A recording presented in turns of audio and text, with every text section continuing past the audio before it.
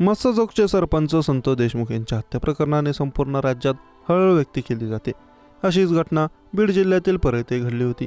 परळीतील व्यापारी महादेव मुंडे यांचा खून होऊन काही महिने उलटले आहेत, परंतु त्याची पोलीस चौकशी न झाल्याने काही संदर्भ पुढे आलेले नाहीत। हेच ध्यानात घेऊन भाजप आमदार सुरेश धस यांनी या प्रकरणी आवाज उठवला। तसेच मुख्यमंत्री फडणवीस यांची भेट घेऊन बीड पोलिसांनी तत्काळ चौकशीचे आदेश द्यावेत अशी विनंती केली। मुख्यमंत्री तथा गृहमंत्री देवेंद्र फडणवीस यांच्या निर्देशनानुसार बीड पोलिसांनी परळीतील व्यापारी महादेव मुंडे खून प्रकरणात वाल्मिक कराडच्या निकटवर्तीय मित्राची कसून चौकशी सुरू केली। महादेव मुंडे यांचा खून प्लॉटिंगच्या व्यवहारातून झाल्याचा संशय त्यांच्या पत्नी ज्ञानेश्वरी मुंडे यांनी व्यक्त केला होता। त्यानुसार वाल्मिक कराडचा जवळचा मित्र श्रीकृष्ण उर्फ बावड्या कराड याची 1.5 तास विशेष पोलीस पथकाकडून चौकशी झाली असल्याचं समोर आलं। महादेव मुंडे यांच्याकडून प्लॉटचा व्यवहार बावड्या उर्फ श्रीकृष्ण कराड यांनी केला होता। त्यामुळे या प्रकरणात श्रीकृष्ण उर्फ बावड्या कराडचाही काही संबंध आहे का हे तपासले जाते।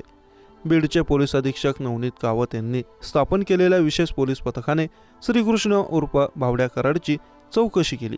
आतापर्यंत विशेष पथकाकडून महादेव मुंडे खून प्रकरणात 15 मुख्य संशयितांची चौकशी झाली आहे। श्रीकृष्ण उर्फ बावड्या कराड परळी नगर परिषदेचे माजी पाणी पुरवठा सभापती आहेत। आता बावड्या कराड नेमका कोण ते जाणून घेऊयात। बावड्या कराड हे परळीतील बडेप्रस्ता। श्रीकृष्ण उर्फ बावड्या कराड काही वर्षांपासून राजकारणात आहे। परळीतील राजकारणात त्याचा मोठा दबदबा आहे।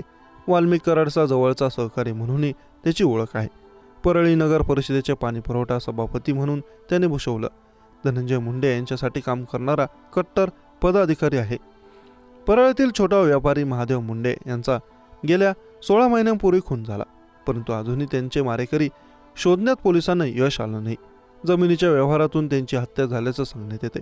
भाजप आमदार सुरेश धस यांनी आवाज उठवल्यानंतर पोलिसांकडून चौकशीला सुरुवात झाली आहे। महादेव मुंडे यांच्या पत्नी ज्ञानेश्वरी मुंडे यांनी बीड जिल्हाधिकारी कार्यालयासमोर न्यायासाठी नुकतेच उपोषण केलं। आरोपींना तत्काळ अटक करण्याची मागणी त्यांनी केली। हत्येला 16 महिने उलटूनही मारेकरी मोकाटच असल्याने कुटुंबीय न्यायापासून वंचित आहे। महादेव मुंडे यांची गेल्या 1.5 वर्षांपूर्वी हत्या झाली होती, मात्र मुंडे खून प्रकरणाची पोलिसांकडून चौकशी झाली नव्हती। मात्र आमदार सुरेश धस यांनी देशमुख हत्या प्रकरणाबरोबरच मुंडे यांच्या हत्येसंदर्भातही आवाज उठवून न्यायाची मागणी केल्याने दस्तूरखुद्द मुख्यमंत्री फडणवीस यांनी बीड पोलिसांना तपासाचे आदेश दिले। महादेव मुंडे यांच्याशी बावड्या कराडने एका जमिनीचा व्यवहार केला होता। जमिनीच्याच व्यवहारातून त्यांची हत्या झाल्याचा संशय मुंडे कुटुंबाला आहे। या हत्येत बावड्या कराडचा काही संबंध आहे का या संदर्भातील तपास बीड पोलिसांनी केला। जमिनीचा नेमका व्यवहार काय झाला होता, किती पैशांची डील झाली होती, व्यवहार पूर्ण झाला होता का, व्यवहारादरम्यान काही कारणांवरून भांडणे झाली होती का, असे प्रश्न चौकशी दरम्यान पोलिसांनी बावड्या कराडला विचारले असल्याची माहिती सूत्रांनी दिली। कृष्ण उर्फ बावड्या कराड हा राष्ट्रवादीचा कार्यकर्ता। राष्ट्रवादीत फूट पडल्यानंतर तो अजित पवार यांच्या राष्ट्रवादीचे काम करतो। एक संध राष्ट्रवादीत असताना त्याने परळी नगर परिषदेचे पाणी पुरवठा विभागाचे सभापती पद भूषवले आहे। परळीच्या स्थानिक राजकारणातून बावड्याचा विशेष दबदबा आहे। त्याला कारणही तसंच, कारण तो वाल्मिक कराडचा निकटवर्ती म्हणून ओळखला जातो।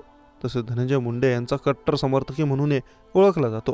परळीतील छोटा व्यापारी महादेव मुंडे यांचा गेल्या 16 महिन्यांपूर्वीच खून झाला, परंतु अजूनही त्यांचे मारेकरी शोधण्यात पोलिसांना यश आलेले नाही। जमिनीच्या व्यवहारातून त्यांची हत्या झाल्याचे सांगण्यात येते। भाजप आमदार सुरेश धस यांनी आवाज उठवल्यानंतर पोलिसांकडून चौकशीला सुरुवात झाली आहे।